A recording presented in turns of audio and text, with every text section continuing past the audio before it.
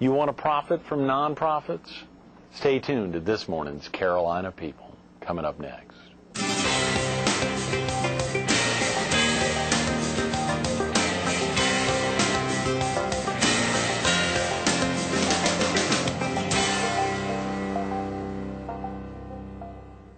Good morning. Welcome to Carolina People. This morning we're at the South Carolina Employment Security Commission's Coastal Workforce Center at 200 Victory Lane in Conway, serving the entire Grand Strand.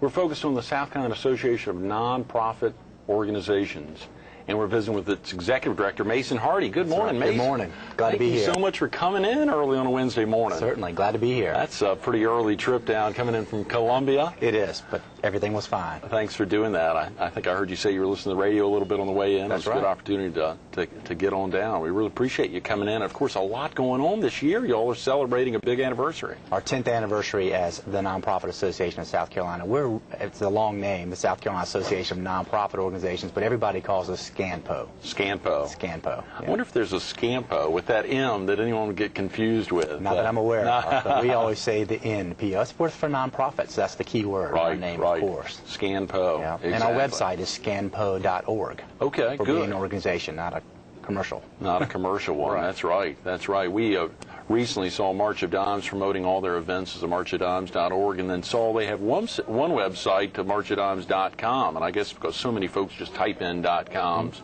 Out of used to going on the web. Exactly, and that's a good practice by any business to get both websites, the .com and the .org. Right. Somebody else already has scanpo.com. Oh, no. We keep with the org, but that's also the spirit of the nonprofit. Of course, absolutely. So it's been 10 years this year. It's been 10 years, as a matter of fact. Scampo has been in existence, and it's been wonderful. We just had our 10th anniversary conference in Columbia. We rotated around the state. We were in Myrtle Beach here last year, right? And then we'll be in Charleston next year, and back in the upstate, then back to Myrtle Beach. So every 4 years, we're back in the Myrtle Beach area. This is a growing area. Obviously, Horry County is one of the fastest growing counties in the state. Yes. But the nonprofits here are growing tremendously as well. Have there been some new nonprofits that have formed in the last handful of years? Absolutely. Here in Horry County literally is growing. I like to say like mushrooms, but the nonprofits are popping up, but it's natural because of the growth in population. There's a growth in the need for services. The government can't do everything, and oftentimes nonprofits are called on to fill the role of government. Yes. Are you seeing that in other counties throughout the state? Some of the other counties, I guess you serve all 40. We do. We have 830 members of SCANPO right now. It's a record for us, and we represent every single county, all 46 counties. Myrtle Beach, or the Horry County area, I think is our 5th or 4th largest county in the state, and growing. Greenville, of course, Richland, Lexington County, and Charleston are other big counties in South Carolina. Just where the population base is, that's where the needs are. Sure, sure. How exciting. And of course, what does it take for an organization to join SCANPO? Is that, what would prompt them to get involved? Well, anybody who's concerned about nonprofits, both in their management and the organizational structure, how to set up a nonprofit, SCANPO can help them do that. Great. All this information, of course, is on our website at scanpo.org. But even non-501c3s, we're the trade association for 501c3s. We are a 501c3. We're not set up as a C6 or a C4 or anything like that. We are a 501c3. But anybody can join, and we have Wachovia as a member of SCANPO, but they are a friend member. They can't vote on our board of trustees to put people there. Only 501c3 members of SCANPO can actually vote to establish our board of trustees throughout the state. So they have no voting privileges, but they can take advantage of member benefits that we offer, both for 501c3s and non-501c3s. That's fascinating. Well, that's a good opportunity, as you said. You said 800, how many? 830 members throughout the state. That is fantastic. We're growing here in the Horry County area and the PD, that's for sure. That's wonderful. Yeah. Real quick about yourself, Mason. Are you originally from this area? I was born and raised in Columbia, South Carolina. Sure. And I enjoyed that, but I often visited the beach here, and I'll be here this summer, as a matter of fact. Oh, good. Our family has planned a week at Pawleys Island. So Fantastic. We'll be in July. Well, that has deep roots up and down the Strand. And, of course, when we think of the Strand, that little river to Pawleys Island, essentially, that connection. So it does go deep. But I actually grew up going to the Myrtle Beach State Park. My father was in PRT for a long time, and this is in the 70s, so I actually have camped right in Myrtle Beach State Park back in the day. Right across from the former Myrtle Beach Air Force That's Base. exactly right. I used to love watching those A-10s flying in as a child. So. I bet. Listen to you. That's great. Well, the Fox 43 here, the station we're broadcasting from, was housed in the former Air Flight Simulator, where all the Warthogs and otherwise all those pilots were trained. Right. Magnificent facility on the former Air Force Base. Certainly. That's very exciting. Yeah. What prompted your interest in nonprofit organizations, Mason? Is that something from childhood? I guess your dad working for the state. He did, and he sells playground equipment. My mother's a child psychologist, so there's a little bit of overlap there. But I've always been involved in nonprofits. I guess it was the upbringing, but even prior to working for nonprofits, prior to Scampo, I actually raised money for hospitals. So I got paid to help people. But even when I worked for a law firm and for the South Carolina Hospital Association, I actually volunteered for my church, for the Museum of Art in Columbia, the United Way in Columbia, raising money for my schools.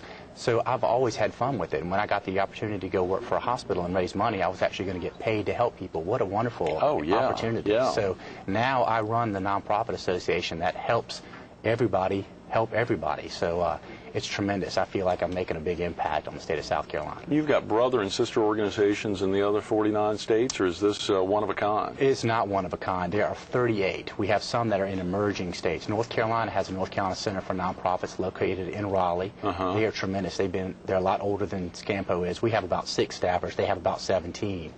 So I've actually been up there to the North Carolina Center for Nonprofits to visit them and get some mentoring from them, being a newbie in the job. Sure. We actually have a national group called the NCNA, the National Council on Nonprofit Associations. Of course, Scampo is a member. The Nonprofit Center in North Carolina is a member. So we go to national shows and national meetings to talk about the issues that are happening with nonprofit trade associations throughout the states. Great. The United States. So you said, again, if someone was interested in helping to launch a nonprofit or get one up and running, they would even visit y'all's SCANPO.org website. That's exactly right. Scampo. They can visit the Scampo website. We have lots of links there specifically over to the IRS website, and they're going to fill out a 1023. That's the form to officially start a nonprofit. And that form is changing as the scrutiny and accountability measures of the nonprofits are becoming more and more so. That document is changing, so they're asking for a lot more information. But Scampo can walk you through that, and of course we have a 1-800 line too where folks can give us a call, and all that information is located on our website, so we can help answer the questions and even point folks in the right directions on how to get their questions would someone need to be a member first to be able to take advantage of those services? No, they don't have to. Outright. I guess as a nonprofit, the goal is to help. Our mission is to serve, support, and strengthen nonprofits for a better South Carolina. We want all nonprofits to join Scampo, of course, but we will answer the phone. If somebody sends us a question to our info@scampo.org email address, we'll answer the question for them too. So we're here to serve all nonprofits. Well, we can't serve them unless we have members, so we do, of course, want them to join. Our membership dues range from $50 to $475, and the $475 top level are for those groups that have a budget of over $5 million.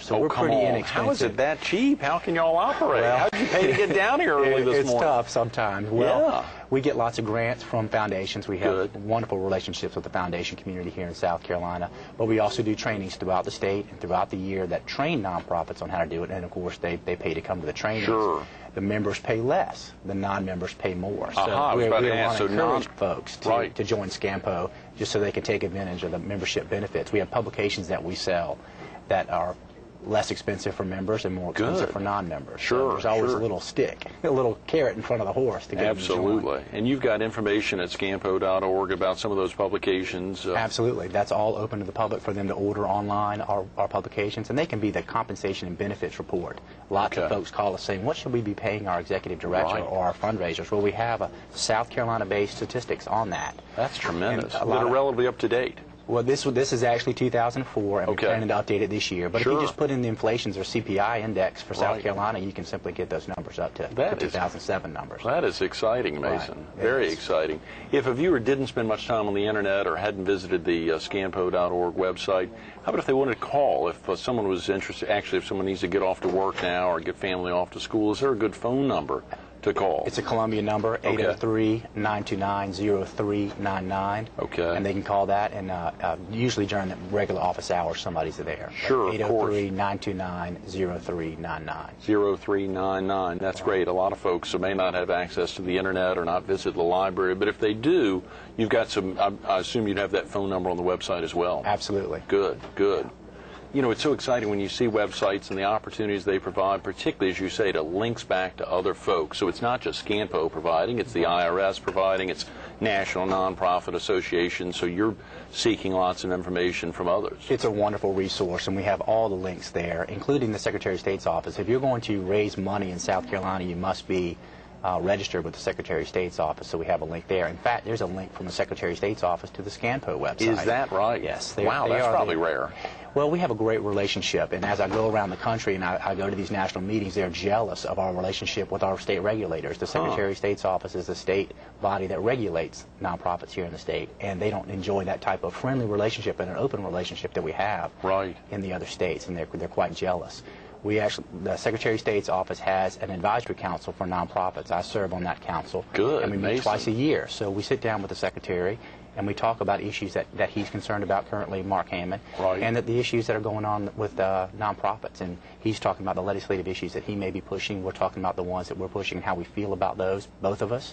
Great interaction between the two, and a lot of states don't enjoy that type of I bet they don't. You had mentioned early in the interviews, oftentimes even the IRS and otherwise making some of the changes because of extra scrutiny. That's exactly on nonprofits. What has prompted that extra scrutiny, maybe? Well, it all started with Enron and the WorldCom, those types of things in the for-profit world. And then, of course, Congress passed the Sarbanes-Oxley Act. For those folks in the corporate world, they all know that dirty word or that dirty phrase of Sarbanes-Oxley. Basically, that was putting much more accountability into the for-profit world. Some of those measures that were passed in 2002 in Sarbanes-Oxley actually roll over into the nonprofit world as well, notably the Whistleblower Protection Act and also document retention. Nonprofits can't have shredding parties either, as they passed in Sarbanes-Oxley. So those types of things have rolled down to the nonprofit world, but the expectations are such that we need to be adhering to more of the Sarbanes-Oxley type regulations on the for-profit world into the nonprofit world. So Senator Grassley, when he was the head of the Senate Finance Committee in Washington, now of course it's Senator Baucus, who's a Democrat, he wanted to make sure that this type of Enron or WorldCom scandals weren't going to take place in the nonprofit world. So he called on a panel from the nonprofits called the Independent Sector. There's a big national group that the Bill and Melinda Gates Foundations and the big mega large nonprofits of the world are members of the Independent Sector. Senator Grassley called on the Independent Sector to put together a panel to come up with recommendations to the nonprofits on how to make us more accountable, more transparent. And they did. So there's actually a website called nonprofitpanel.org that has their recommendations. And the recommendations are threefold. Some to Congress, some to the IRS, and some to the nonprofit sector, to our community as a whole, on how to be more accountable ourselves without being regulated or enforced by the IRS. Some of those laws were passed in the Pension and Protection Act of 2006. So some of those regulations we seek. There are two ways that nonprofits can mess up or be taken advantage of. One of them is to be taken advantage of. Somebody can actually shelter some type of self-inurement mechanism by starting a 501c3, or a 501c3 unknowingly can be taken advantage of. So we want some type of regulation to make sure those types of things don't happen in our community, in our sector. So Senator Grassley is on top of that. He works with the Independent Sector and this nonprofit panel, and now Senator Baucus is involved as well. So there's support from the majority as well. Yes, good. Yes. And so those national organizations keep on track of the federal regulation and the laws that are being passed to regulate the nonprofit sector. So that's how tremendous, Mason. Well, you have ramped up fast in 14 months with the organization. I'm sure while you were at Toomey and other places, you were probably picking up much of this as well for that same goal of being as transparent as possible. And I'm sure all nonprofits either have that goal or are working towards that to make sure they're as open book as they can be. That's exactly right. And as transparent and accountable as they can be, the more trust there is. We have an initiative called Preserving the Public Trust. without the public's trust, without these grants coming in, without private donors, corporate donors coming in, a nonprofit is going to fail. So they want to really be as open and transparent as possible. Let's talk about that new initiative, the Preserving the Public Trust. Right. You all actually, I think, recently came out with a publication that That's tied right. in. We have a new publication called The Guiding Principles and Best Practices for South Carolina Nonprofits. Okay. There is a North Carolina equivalent for your North Carolina viewers. Good. and Thank those you. folks. Thanks for tying that in. Yeah, That doesn't it is. happen often enough. Thank you. But this is the South Carolina's own document. It incorporates federal law as well as South Carolina law and the Charitable Solicitation Act here in South Carolina. So we came up with this initiative, understanding the scrutiny coming down from Washington. This was done through Aaron Hardwick was my predecessor. This started before I got here. I've been at Scampo for 14 months. Right. So I inherited this wonderful project. We have a task force of 21 leaders from all around the state, including here in Myrtle Beach. Jonathan Kreskin with the Waccamaw Community Foundation is on the task force. And we wanted foundation input, corporate input, nonprofit executives from the larger and smaller nonprofits, and even consultants. We have attorneys and CPAs. We even had a member of the General Counsel for the Secretary of State's office was on the task force. Is that right? So they decided to come out with this Preserving the Public Trust initiative. And the initiative's ultimate goal was to produce this document called Guiding Principles and Best Practices. But there's two other important facets within the initiative. And that was we did an initial assessment of nonprofits here in South Carolina and asked them 29 questions basically about best practices. Are you doing this, that, or the other currently? This is before we went public with the initiative. So we have a baseline survey to understand how much nonprofits were doing last summer. Right. Then we polled the actual state of South Carolina, the public. We had the University of South Carolina do a poll throughout the state. It's statistically significant to give us their opinion about the state of nonprofits as the public views it. So we'll re-administer both of those surveys every couple of years to see how we're moving the needle. Now this document, the Guiding Principles and Best Practices, is a tool for nonprofits to use in order to make themselves more accountable, more transparent. There's 7 guiding principles and 67 best practices associated with them. That is tremendous. So it's wonderful. It's been through tremendous scrutiny. We decided to a few other states have adopted similar type standards of excellence or guiding principles and best practices. We took what we liked. We hired a consultant to put together the initial draft. Literally, this was the summer of 2006. We brought it to the task force. We incorporated South Carolina law, and we had our first draft.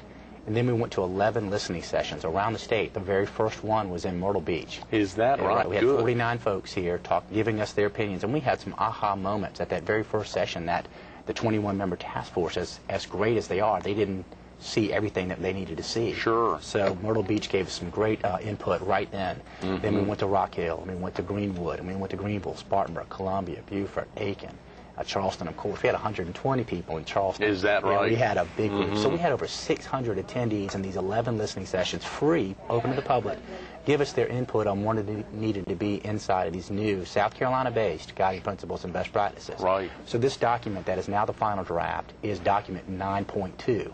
We had 9 versions, and then we had a couple little word corrections, and that's why it's .2. But this document is available for free on our website. Come on, it is at scampo.org on the first page, right on our front page.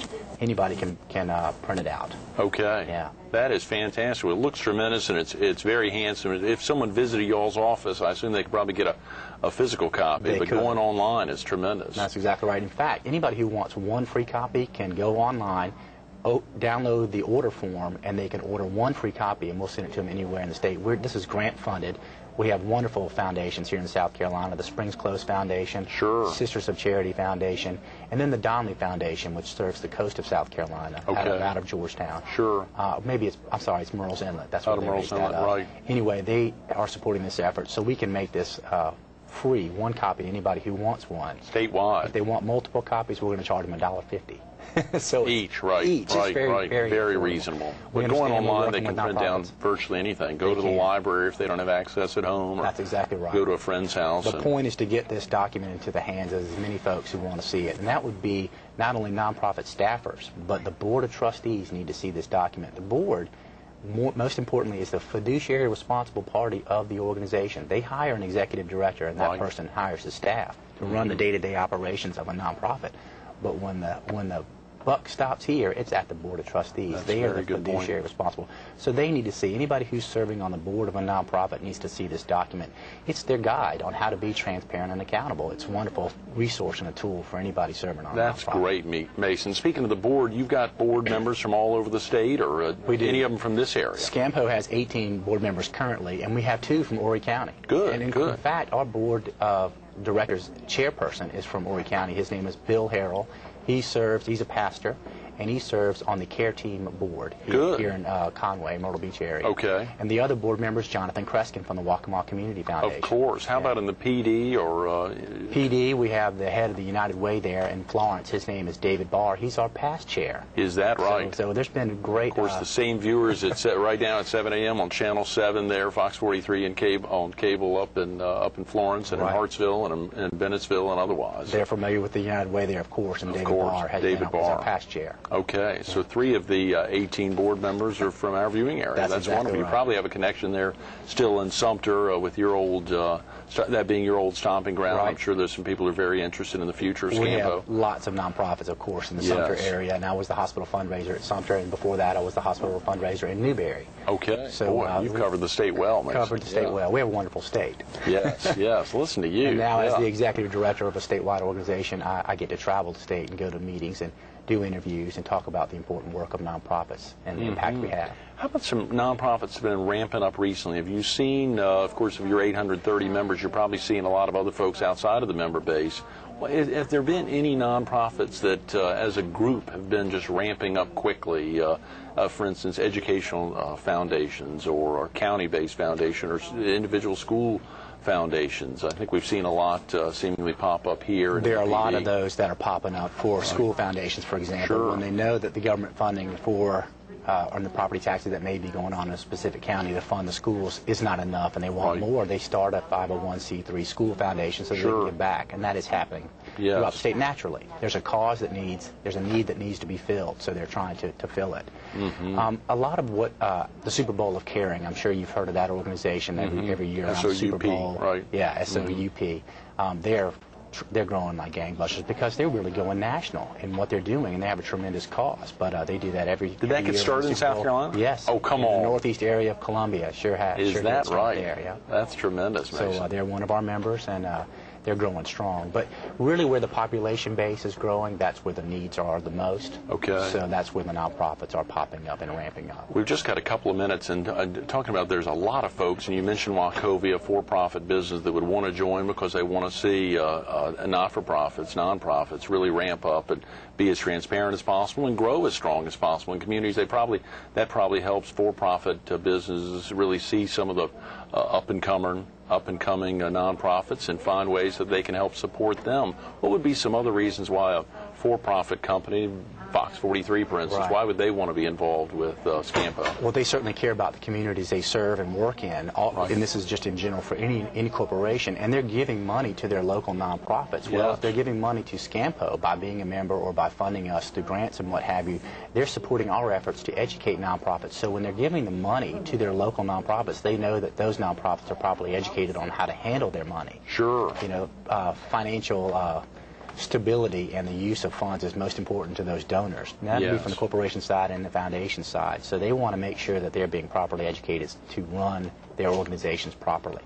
So by funding Scampo and our educational efforts to train nonprofits, they're in fact benefiting the organizations and the communities they're serving. So it's a way to keep them going. We are the source for nonprofits in South Carolina. Encourage anybody to come to our website. Good, absolutely, and they'll see that. And of course, some of the best practices that they may see if they went online and picked up a copy. Just real quick, Mason, if you want to highlight a couple of things they may see, and of course they can see it in more detail Right. online or by getting a pamphlet. And some of them are law, of course, but some of the ones that aren't law is we like to encourage folks to have a job description. You don't just walk up to somebody and say, hey, Greg, I want you to join this nonprofit board. That's not the way to recruit a nonprofit board member. You Yes. actually hand them a document saying, here's how often we meet, here's what's expected of you. And one of the things that we also have as a best practice is that is expected of board members is to make a contribution to the nonprofit on the board they serve. Yes. So that when somebody asks, is 100% of your board giving to your organization, the answer should always be yes. Whatever the amount. Whatever right. the amount. It doesn't have to be $1,000, doesn't have to be $100. Right. And that's important for those organizations that have boards that actually have representation from the people they're serving. So yes. if you run a soup kitchen and you may be a homeless shelter, you might have one of your constituents, one of your customers, one of your clients on your board if they're given a quarter. Imagine how powerful that is when you sit across the desk from a wealthy donor or a foundation or corporation and they ask you that question, is 100% giving? You can say, yes, in fact, one of our constituents sits on a board and they contribute. That's a powerful message. Wow. Hard to say no to somebody asking you for money when people believe in it that passionately. That's a very good That's point. one of the 67 best practices. 67. Folks are just going to have to take the time to go online. Thanks so much for being with us this morning. Glad to be here. Absolutely. Thank you. Stay tuned to more Carolina People with Mason Hardy coming up next. You know, I run out of printer paper all the time because I go online and like to print stuff out, but this is great. You ought to touch and hold this thing. It's tremendous. You can go online to scanpo.org. That's SCANPO.org.